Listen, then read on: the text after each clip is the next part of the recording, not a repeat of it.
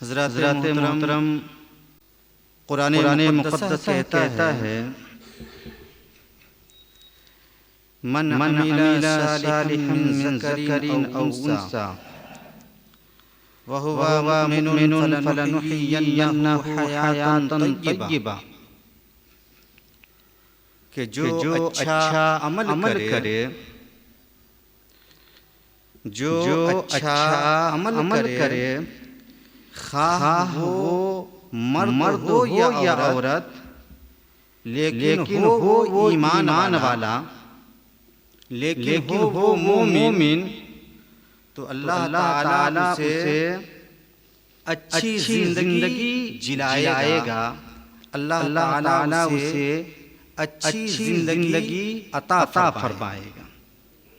پتہ یہ چلا کہ ہر اچھا عمل فائدہ نہیں چاہتا ہے،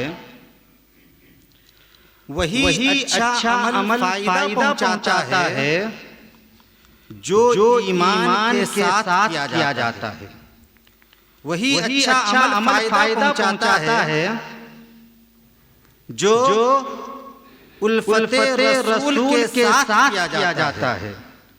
وہی اچھا عمل فائدہ پہنچاتا ہے جو اللہ اور اس کے رسول کی رضا حاصل کرنے کے لیے کیا جاتا ہے. وہی اچھا عمل فائدہ پہنچاتا ہے. جب آپ ایمان کے ساتھ اچھا عمل کریں گے تو آپ ٹھکانہ جنت میں ہو جائے گا. سبحان اللہ. کیونکہ قرآن کہتا ہے وَبَشِّرِ الَّذِينَ آمَنُوا وَعَمِلُوا الصَّالِحَاتِ أَنَّ لَهُمْ جَنَّاتٍ تَجْرِي مِن تَحْتِهَا الْأَنْهَارُ کہ خوشخبری سنا دو، خوشخبری سنا دو ان لوگوں کو جو ایمان لائے اور اچھا عمل کیے، کیونکہ ان لوگوں کے لیے جنت تیار ہے. ان لوگوں کے لیے جنت تیار ہے. ایسی جنت ہے جن کے نیچے نہریں جاری ہیں. سبحان اللہ. جن کے نیچے نہریں جاری ہیں. تو ایمان کے ساتھ جب آپ اچھا عمل کریں گے تو آپ کا ٹھکانہ جنت میں ہوگا. تفسیر کبیر اور روح البیان کے اندر یہ روایت نقل کی گئی ہے کہ جو شخص رسول پاک کی محبت میں اور آل رسول محبت میں فوت ہوگا، جو شخص رسول پاک کی محبت میں اور آل رسول محبت میں فوت ہوگا، وہ جنت میں اس طرح جائے گا جس طرح دلہن نکھر کر دلہن سور کر اپنے خاوند کے گھر جایا کرتی ہے. اپنے خاوند کے گھر جایا کرتی ہے. وہ اس طرح جنت میں جائے گا. اور اس کی قبر میں جنت کے دروازے کھول دیے جائیں گے اور اس کی قبر کو رحمت کے فرشتوں کی زیارت گاہ بنا دی جائے گی. سبحان اللہ. رحمت کے فرشتوں کی زیارت گاہ بنا دی جائے گی. اس کی قبر رحمت فرشتے آ کے اس کی قبر کی زیارت کیا کریں گے. تو آپ اندازہ لگائیں کہ جو رسول پاک کی محبت میں فوت ہو، جو آل رسول محبت میں فوت ہو، وہ جنتی ہو جاتا ہے اور اس کی قبر رحمت کے فرشتوں کی زیارت گاہ بنائی جاتی ہے.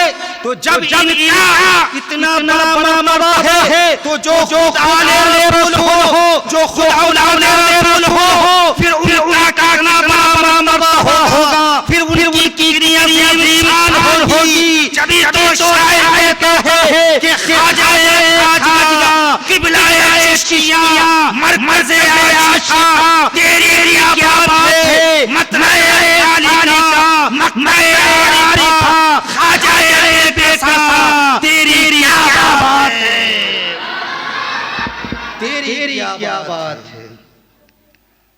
حضرات کس ہستی کا نام ہے خواجہ غریب نواز، کس ذات کا نام ہے خواجہ غریب نواز؟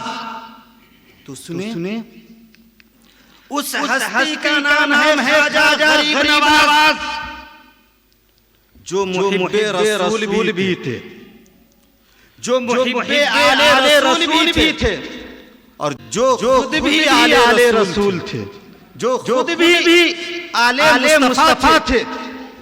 اس ہستی کا نام ہے خواجہ غریب نواز، جو پیر طریقت بھی تھے، جو پاسبان شریعت بھی تھے، جو واقف حقیقت بھی تھے، جو صاحب نسبت بھی تھے، جو صاحب اجازت بھی تھے، جو شبستان ہدایت بھی تھے، جو بدر ولایت بھی تھے۔ اس ہستی کا نام ہے خواجہ غریب نواز، جن کا چہرہ دیکھ کر زمانہ کلمہ پڑھنے کو تیار ہو جایا کرتا تھا۔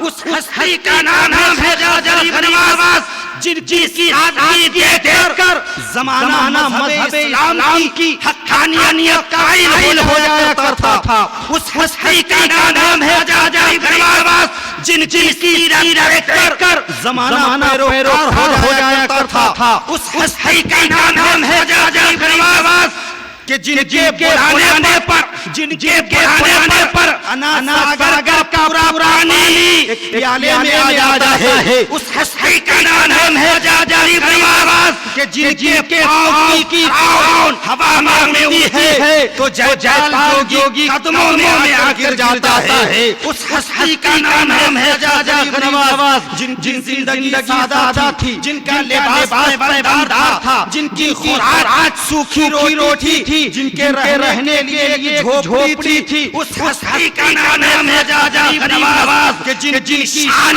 عظیم تھی، جن کا مرتبہ اتنا بلند تھا کہ بڑے بڑے بادشاہ حضرت خواجہ غریب نواز کی قدم بوسی کو اپنے لیے انجام دیتے تھے۔ اس ہستی کا نام ہے خواجہ غریب نواز، جن کو اس دنیا سے رخصت ہوئے 800 برس سے زیادہ عرصہ گزرا ہے، لیکن آج ان کے مزار مقدسہ پر بادشاہ ہو یا وزیر، امیر ہو یا غریب، مفلس ہو یا فقیر، سبوں کی حاضری ہو رہے ہیں، اور سب جو ہے بابا مراد لوٹ رہے ہیں، سب کی مرادیں بھی ہو رہی ہیں۔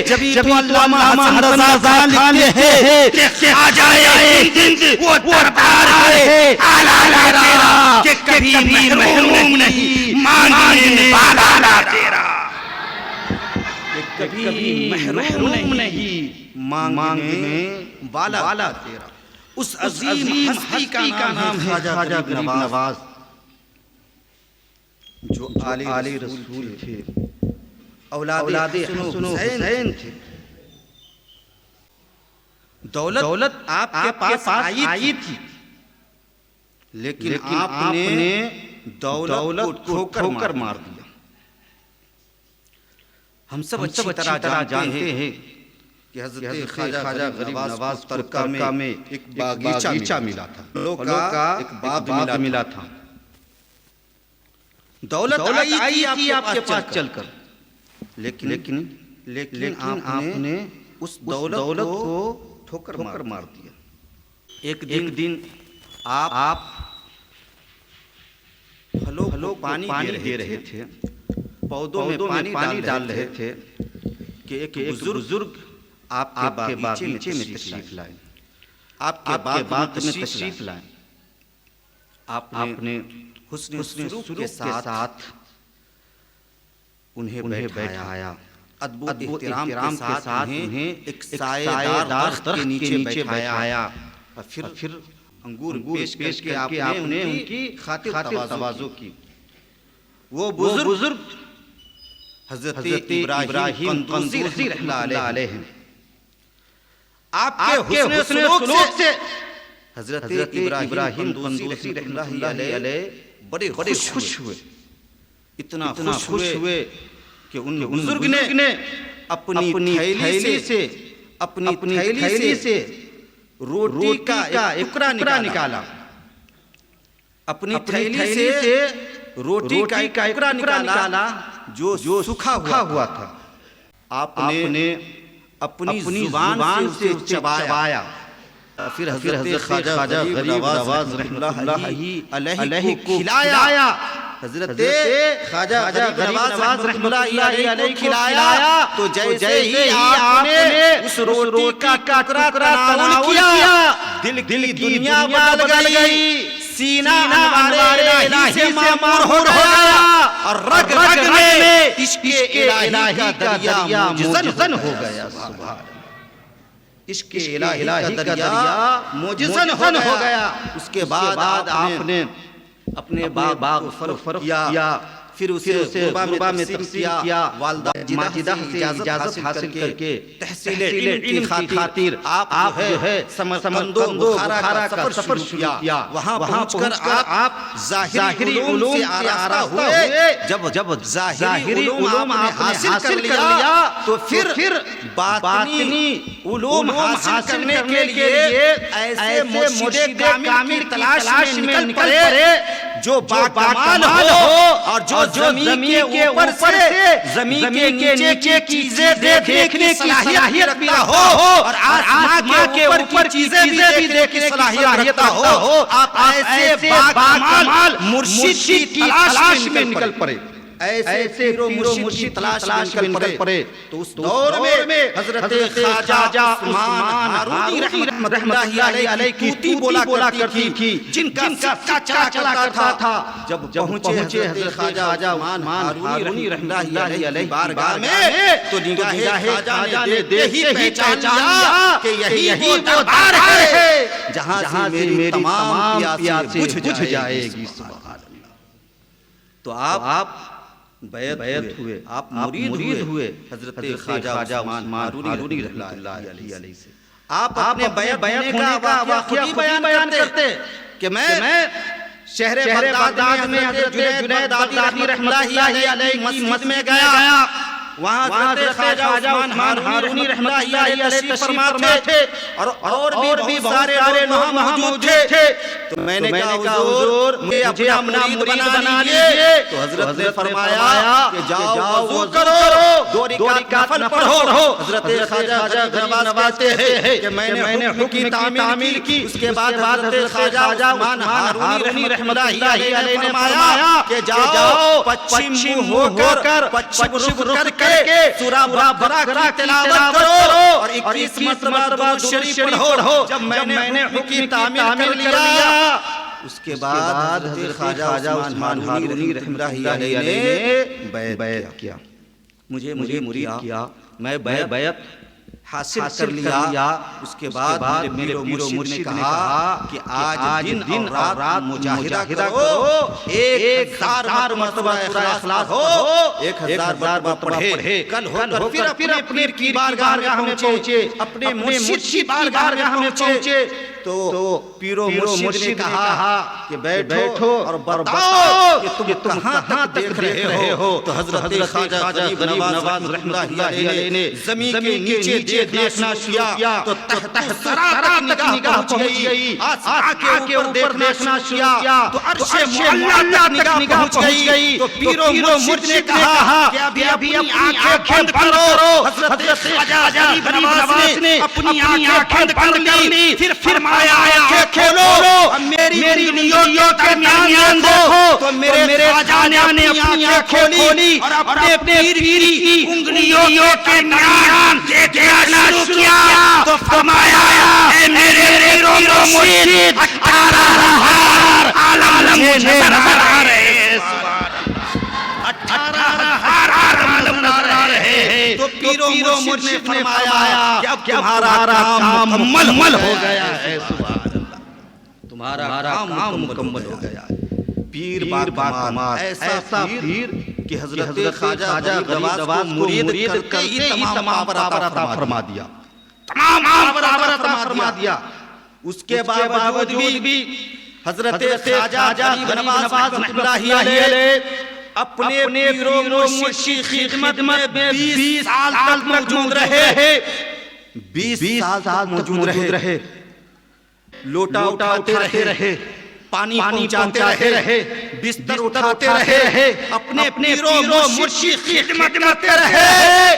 تو اتنے خوش ہوئے ان کے پیر و مرشد کہ ایک دن آپ کے پیر و مرشد فرماتے ہیں کہ معین الدین خدا کے محبوب ہے اور مجھے ان کی مریدی پر بڑا فخر ہے. ان کی مریدی پر بڑا فخر ہے. سبحان اللہ. 20 سال تک پیر و مرشد کی خدمت میں رہے. پھر موقع ملا حج بیت اللہ کرنے کا. بڑے خوش قسمت ہوتے ہیں وہ کہ باکمال پیر کے ساتھ مرید صادق کو حج بیت اللہ کرنے کا شرف حاصل ہوتا ہے. باکمال مرشد کے ساتھ مرید صادق حج بیت اللہ پر گئے. کیا حسین منظر رہا ہوگا. آگے پیر صاحب چل رہے ہیں, پیچھے مرید صادق چل رہے ہیں, کعبے کا طواف کر رہے ہیں. جب کعبے کا طواف کر لیا تو میزاب رحمت کے نیچے ہو کر پیر و مرشد دعا کرنا شروع کیا. اپنے مرید صادق کا ہاتھ پکڑا, کہا مولا یہ معین الدین ہے, اسے تو اپنی بارگاہ میں قبول فرما لے. سبحان اللہ. میزاب رحمت نیچے کھڑے ہو کر حضرت خواجہ ہارونی رحمۃ اللہ علیہ اپنے مرید حضرت خواجہ غریب نواز رحمۃ اللہ علیہ کا ہاتھ پکڑ کر رب کی بارگاہ میں دعا کیا, مولا یہ معین الدین ہے, اسے تو اپنی بارگاہ میں قبول فرما لے. تو خیر سے آواز آئی کہ معین الدین میرا محبوب ہے اور اسے ہم نے اپنی بارگاہ میں قبول فرما لیا ہے. قبول فرما لیا ہے. اب یہاں سے چلے ہیں حج بیت اللہ پورا کرنے کے بعد چلے ہیں روضہ مصطفیٰ کی زیارت کرنے کو. روضہ مصطفیٰ کی زیارت کرنے کو پیر و مرشد نے اپنے مرید صادق سے کہا کہ یہ وہ دربار ہے جہاں ادب ہر لمحہ بجا لانا ضروری ہے. ہم پہنچ گئے ہیں رب کے محبوب کے دربار میں, اس لیے بڑے ادب و احترام کے ساتھ بڑے ادب و احترام کے ساتھ رب کے محبوب کی بارگاہ میں آپ سلام محبت پیش کرو. تو حضرت خواجہ غریب نواز اللہ علیہ نے بڑے ادب و احترام کے ساتھ اللہ کے محبوب کی بارگاہ میں سلام محبت پیش کیا. تو کتابوں میں آتا ہے, کتابوں کے اندر آتا ہے کہ جیسے ہی حضرت خواجہ غریب نواز اللہ علیہ نے حضور کی بارگاہ میں سلام محبت پیش کیا تو زندہ نبی قبر انور سے یہ آواز آئی, وعلیکم السلام یا قطب المشائخ. سبحان اللہ. وعلیکم السلام یا قطب المشائخ. جب جناب پیر و مرشد نے سنا تو سجدہ شکر ادا کیا اور فرمایا اے معین الدین اب تم کمال کو پہنچ گئے ہو. سبحان اللہ. اب تم کمال کو پہنچ گئے ہو. پیر با کمال, مرید با کمال. اب دیکھیے پھر خواب میں ایک دن پیغمبر اعظم کی طرف سے یہ بشارت دی جاتی ہے, اے معین الدین تم ملک ہندوستان جاؤ, ملک ہندوستان جاؤ, وہاں کفر و شرک کے بادل چھائے ہوئے ہیں, جاؤ اور اسلام کا شمع وہاں روشن کرو. حضرت خواجہ غریب نواز بیدار ہوئے, خوش تو بڑے تھے لیکن تھوڑا پریشان بھی تھے کہ ہندوستان کا نقشہ انہیں معلوم نہیں تھا, ہندوستان دیکھا ہوا نہیں تھا. پھر آنکھ لگی تو پیغمبر اعظم نے خواب میں ہی پورے ہندوستان کی سیر کرا دیا. سبحان اللہ. پورے ہندوستان سے سیر کرا دیا. پھر آپ راستے چل کر لاہور ہوتے ہوئے دہلی پہنچے اور پھر دلی سے اجمیر شریف آئے جہاں آپ کا ابھی مزار مقدسہ موجود ہے. اللہ تعالی ہم سب کو حضرت خواجہ غریب نواز رحمۃ اللہ علیہ سے سچی پکی عقیدت و محبت رکھنے کی توفیق عطا فرمائے اور ہم کو اچھا عمل کرنے کی توفیق عطا فرمائے۔ وآخر دعوانا الحمدللہ رب العالمین۔